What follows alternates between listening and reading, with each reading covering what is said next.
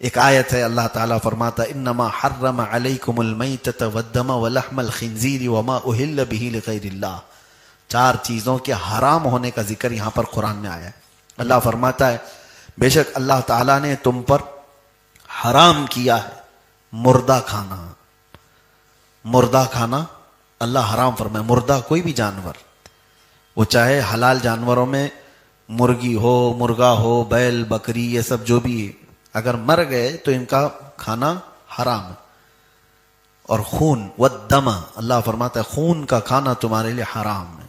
ولحم الخنزیر، اور سور کا گوشت، اس کا کھانا حرام اللہ تعالیٰ نے فرمایا.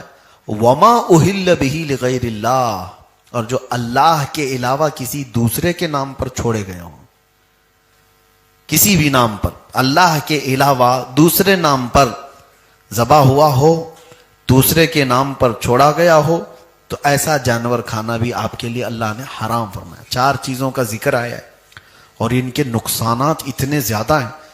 میں آج سوچا تھا اسی پر آپ کے سامنے گفتگو کروں کہ خنزیر کے گوشت کو حرام کیوں کہا. کبھی آپ نے ریسرچ کیا ہو تو معلوم ہوگا خنزیر کے اندر جتنی شہوت ہے وہ دنیا کی سب سے غلیظ، وہ ایسا جانور ہے غلاظت میں رہتا اور غلاظت کھانا اس کے لیے نارمل چیز. اور جس جانور کو بندہ کھاتا ہے اس کی حرکتیں اس کے اندر آنے لگتی ہیں.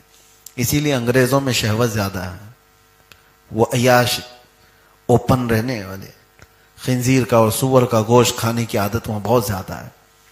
اب مسئلہ ہمارے لیے یہ ہے کہ اللہ تبارک و تعالیٰ نے جن چیزوں کو حرام فرمایا وہ چیزیں دنیا ہمارے سامنے پروس رہی ہے اور تمہارا بچنا اتنا مشکل ہو گیا ہے. میں سوچتا ہوں کبھی کبھار لوگ آج ہلکے میں لیتے ہیں کھانے پینے کی چیزوں کو، جو بھی باہر دکھا اس کو آرڈر کر لیا اور کھا لیا.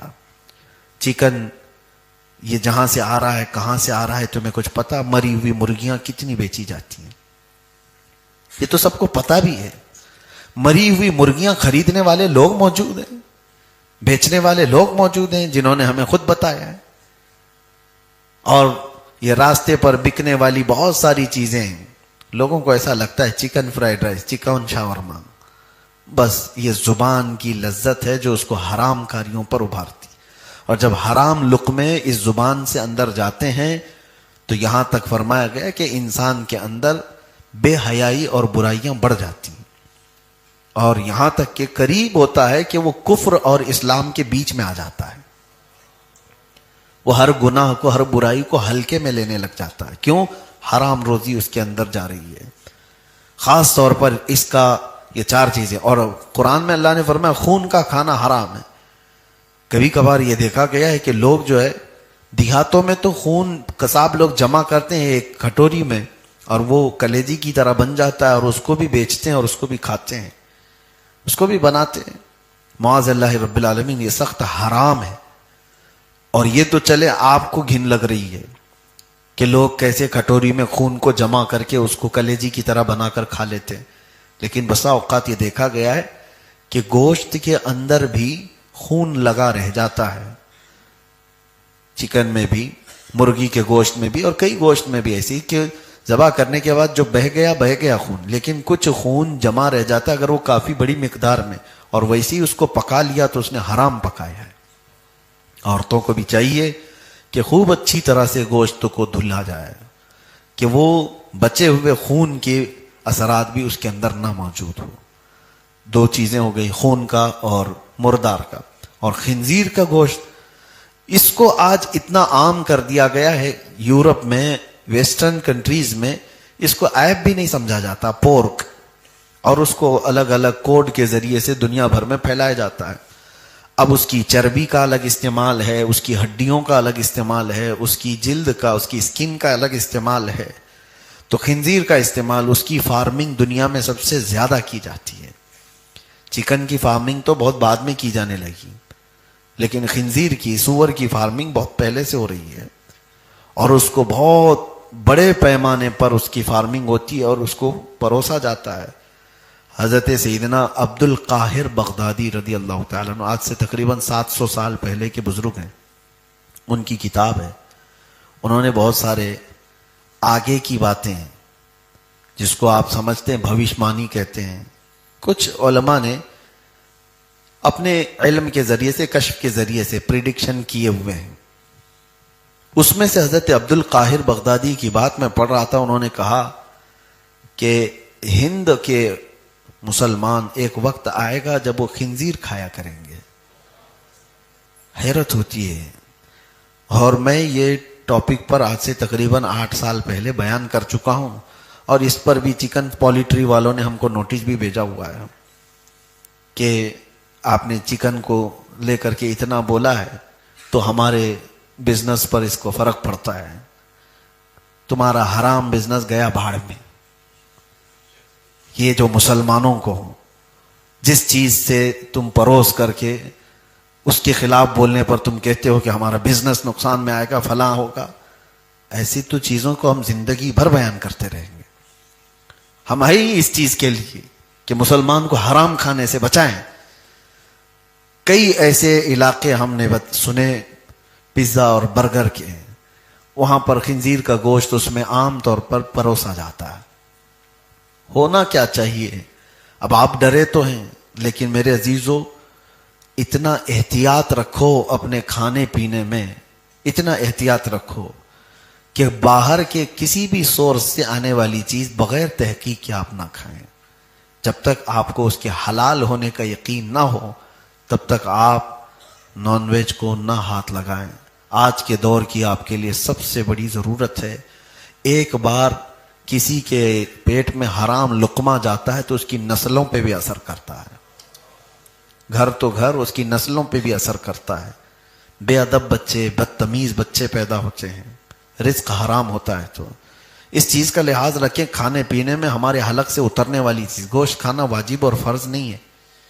فرض نہیں ہے. ہاں بغیر اس کے زندہ بھی رہ سکتا ہے آدمی.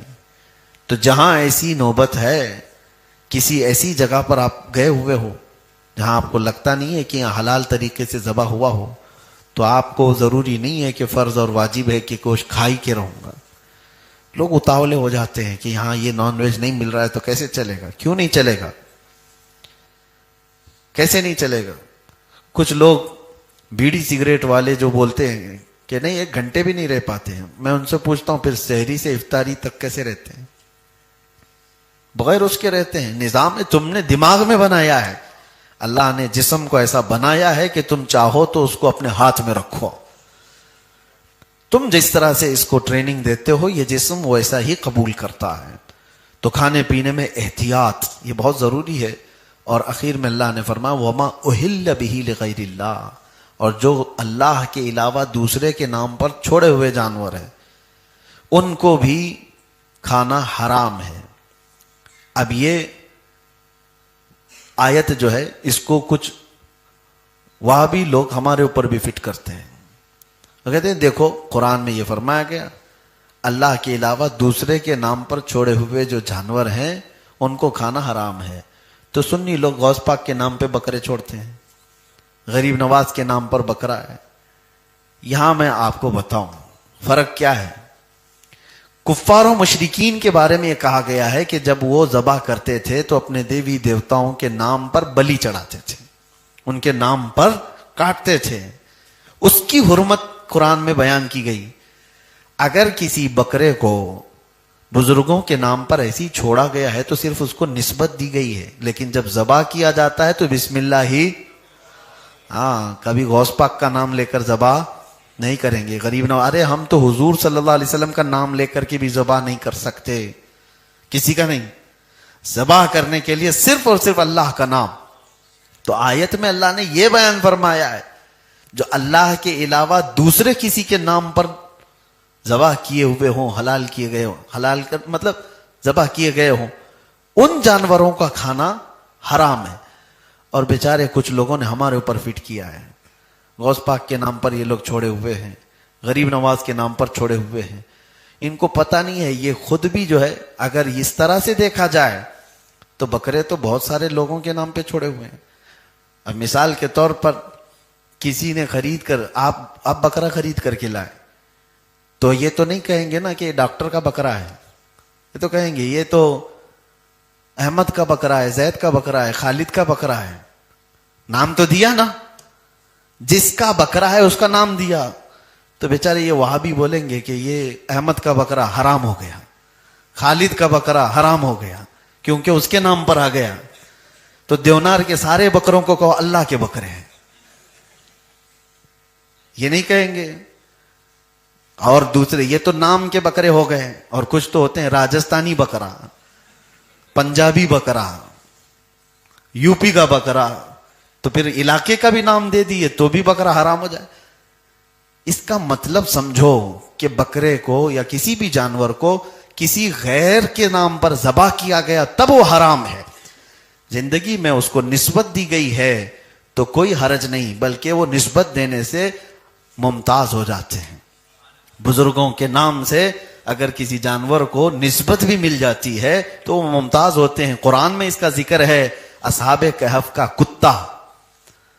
ہاں, اصحاب کہف کا کتا, جو اصحاب کہف کے ساتھ کتا چلتا رہا, ان کے ساتھ غار میں جا کر سویا بھی. حدیث میں ملتا ہے کہ جانوروں کو قیامت کے دن معدوم کر دیا جائے گا, ختم کر دیا جائے گا, لیکن اصحاب کہف کا کتا ان کے ساتھ جنت میں بھی جائے گا.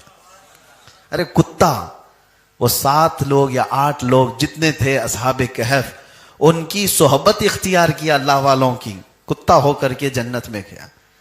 اور پھر آپ سوچئے انسان ہو کر اگر اولیاء کی صحبت اختیار کرے تو کیا اس کو اس نسبت کی برکت نہیں ملے گی؟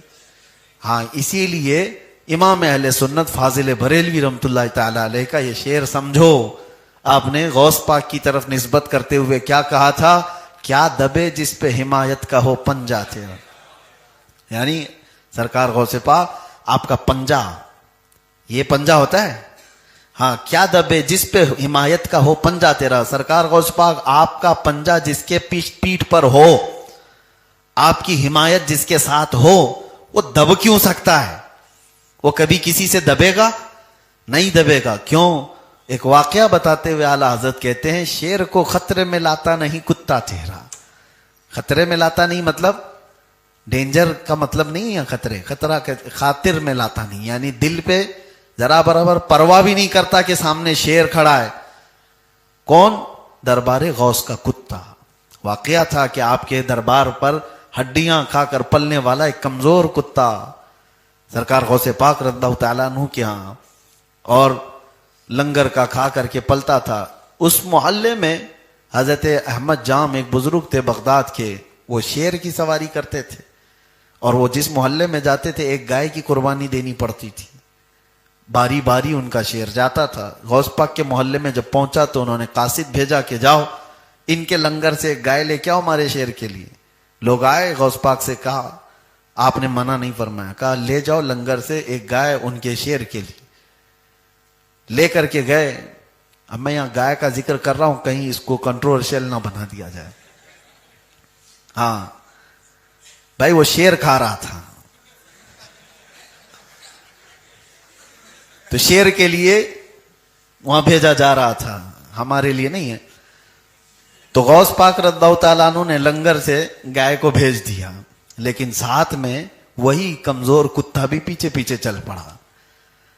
وہ چلا, اور اس کے بعد جیسے ہی بھوکا شیر گائے پر جھپٹ رہا تھا, دم زدن میں دنیا نے دیکھا کہ یہ لاغر کمزور کتا چھلانگ لگا کر اس شیر پر حملہ آور ہوا اور دم زدن میں 2 ٹکڑے کر کے رکھ دیا. کبھی ہوتا ہے ایسے؟ شیر کو یہ کتا پھاڑ کر کے رکھ دیا. احمد جام جو بزرگ سواری کرتے تھے وہ کھڑے ہو گئے, دیکھنے لگے کہ ایک لاغر اور کمزور کتا میرے شیر کو شکار کر گیا. پھر پوچھا یہ کہاں کا ہے؟ لوگوں نے بتایا دربار غوث کی ہڈیوں پر پلتا ہے. اب یہی بات ہے, یہ نسبت کی بات ہے. تم یہ مت دیکھو کہ یہ کمزور ہے, لاغر ہے, یہ دیکھو کہ نسبت کہاں سے رکھتا ہے. ہم بھی اسی لیے فخر سے کہتے ہیں یار سرکار غوث پاک کی بارگاہ میں تجھ سے در, در سے سگ, اور سگ سے ہے مجھ کو نسبت. میری گردن میں بھی ہے دور کا ڈورا تیرا, اس نشانی کے جو سگ ہیں نہیں مارے جاتے, حشر تک میرے گلے میں رہے پٹا تیرا. اللہ تبارک و تعالیٰ یہ نسبتیں سلامت رکھے.